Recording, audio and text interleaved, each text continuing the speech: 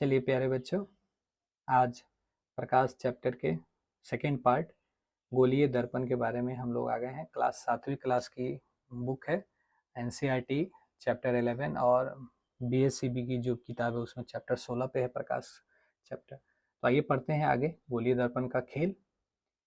देखिए यहाँ पे कहता क्या है कि हमारे पास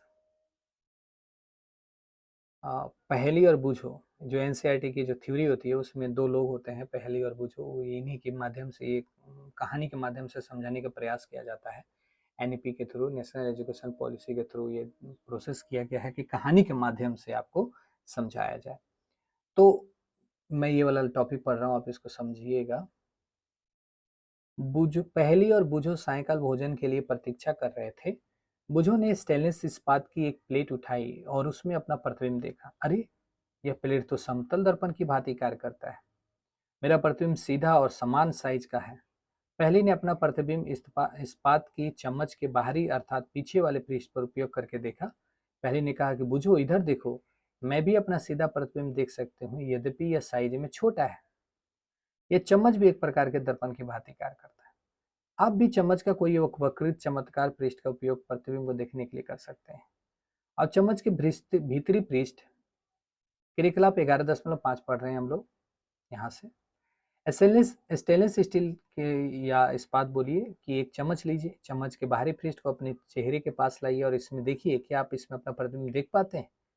आपने जैसा वह प्रतिबिंब समतल दर्पण में देखा था, क्या यह प्रतिबिंब उससे भिन्न है? क्या यह प्रतिबिंब सीधा है? क्या इसका साइज बीम के साइज के समान है अथवा छोटा या बड़ा है? अब चम्मच के भीतरी पृष्ठ को आप देखिए, तो आप अपना प्रतिबिंब जब देखते हैं तो इस बार आपको अपना प्रतिबिंब सीधा तो बड़ा ही दिखाई दे। यदि आप अपने चेहरे से चम्मच की दूरी बढ़ाते हैं तो संभवतः है कि आप अपना उल्टा प्रतिबिंब देख पाए। आप इस चीज को घर पे जरूर ट्राई करिएगा और प्रतिबिंब की तुलना जरूर करिएगा और दूसरे दूसरे वस्तुओं से।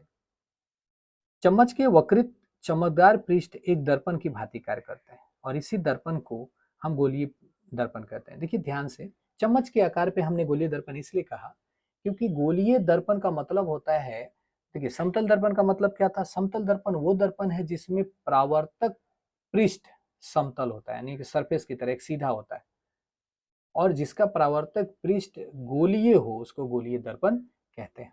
तो चम्मच का जो परावर्तक पृष्ठ है वो गोलीय है, इसलिए उसको गोलीय दर्पण कहते हैं। तो चम्मच में हमने दो चीजें देख रहे हैं, एक ऐसा बाहरी पृष्ठ और एक भीतरी पृष्ठ। जो भीतर पृष्ठ की ओर हम दर्पण को, चेहरे को देख पा रहे हैं, वो अवतल दर्पण कहलाता है, और जो बाहरी पृष्ठ में हम चेहरे को देख पा रहे हैं उसे हम उत्तल दर्पण कहते हैं। यानी कि जिसका परावर्तक पृष्ठ अंदर की ओर धंसा हो उसे हम अवतल दर्पण कहेंगे, और जिसका परावर्तक पृष्ठ बाहर की ओर हो उसे हम उत्तल दर्पण कहेंगे। तो चम्मच का जो भीतरी पृष्ठ है अवतल दर्पण की भांति कार्य करता है, और जो बाहरी पृष्ठ है वो उत्तल दर्पण की भांति कार्य करता है। आगे बढ़ते हैं। अब इसको समझने के लिए कि हमने चम्मच को गोलीय दर्पण क्यों कहा उसको जानते हैं, समझते हैं। तो अगर हम एक बल्ब लें और उसको हम आधा आधा काटते, जैसा कि इस एग्जाम्पल में दिखाया जा रहा है कि गेंद लीजिए उसको आधा काट दीजिए, तो आपको दो हिस्सा, एक ऐसा हिस्सा एक ऐसा हिस्सा मिलेगा। तो अगर हम इधर से कलर कर दें और मुंह इसमें देखें तो ये उठा हुआ हिस्सा, इसलिए इसका नाम उत्तल पड़ा। और अगर हम इधर से पेंट कर दें और यहाँ से करें तो इसका नाम अवतल पड़ा, क्योंकि इसका पृष्ठ अवतल की तरह है, मतलब अंदर की ओर धंसा हुआ है। तो हमारे पास दो ज्ञान आया। एक ज्ञान आया कि दर्पण कितने, तो दर्पण दो, समतल और गोली। गोलीय दर्पण कितने, तो गोलीय दर्पण दो, उत्तल और अवतल। और सबके डिफिनीशन भी आप लिखकर जरूर कमेंट में बताइएगा। चलिए आगे बढ़ते हैं। अब आता है दर्पण में भी वास्तविक और आभासी प्रतिबिंब बनता है। ये तो हम लोग पहले भी पढ़ चुके हैं। वास्तविक प्रतिबिंब पर्दे पे उतारा जा सकता है, आभासी प्रतिबिंब को पर्दे पे उतारा नहीं जा सकता है। तो जो अवतल दर्पण है उसके परावर्तक पृष्ठ को अगर सूर्य की ओर आप रखेंगे तो एक छोटा सा चमकदार बिंदु बनेगा। जो बिंदु है वही वास्तविक प्रतिबिंब है। वास्तविक प्रतिबिंब हमेशा स्क्रीन पर यानी कि पर्दे पर उतारा जा सकता है, उसे हम देख सकते हैं। वास्तविक प्रतिबिंब वस्तु के उल्टा होता है, ठीक है। और जो प्रतिबिंब हम पर्दे पर बन जा रहा है उसको हम वास्तविक प्रतिबिंब कहते हैं। जो प्रतिबिंब पर्दे पर नहीं उतारा जा सकता उसे हम आभासी प्रतिबिंब कहते हैं। आप ये वाला टॉपिक को ध्यान से समझिएगा, मैं ये वाला टॉपिक पढ़ रहा हूँ। है ना, जिसको पर्दे पे उतारा जा सकता है, और वास्तविक जिसको पर्दे पे उतारा नहीं जा सकता, आभासी। ठीक है।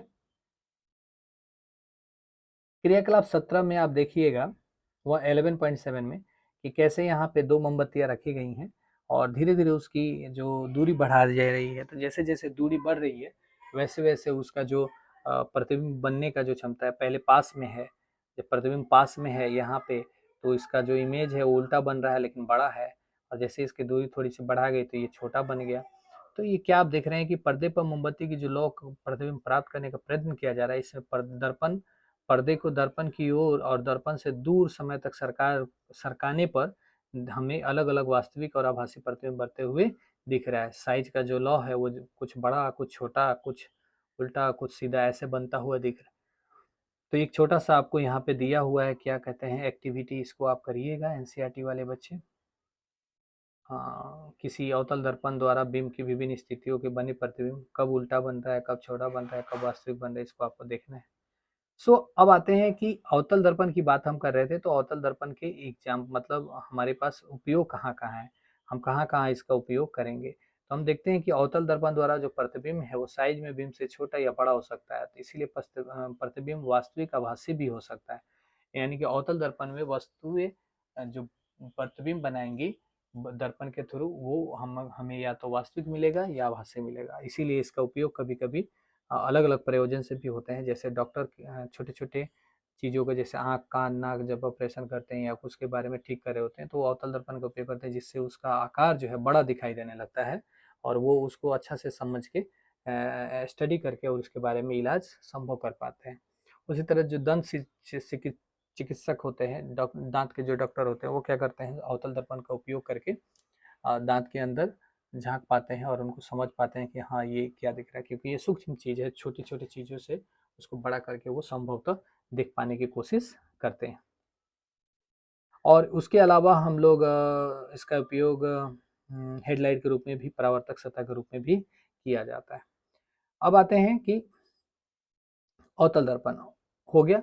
अब उत्तल दर्पण के बारे में आता है। तो उत्तल दर्पण जो है, अब देखिए यहाँ पे उत्तल दर्पण जो है इमेज को क्या करता है, एक छोटे से इस पूरे एरिया को छोटे से मिरर में कैद कर लेता है, और जो उत्तल दर्पण है बीम को किसी भी दूरी के लिए वास्तविक प्रतिबिंब प्राप्त कर पाते हैं।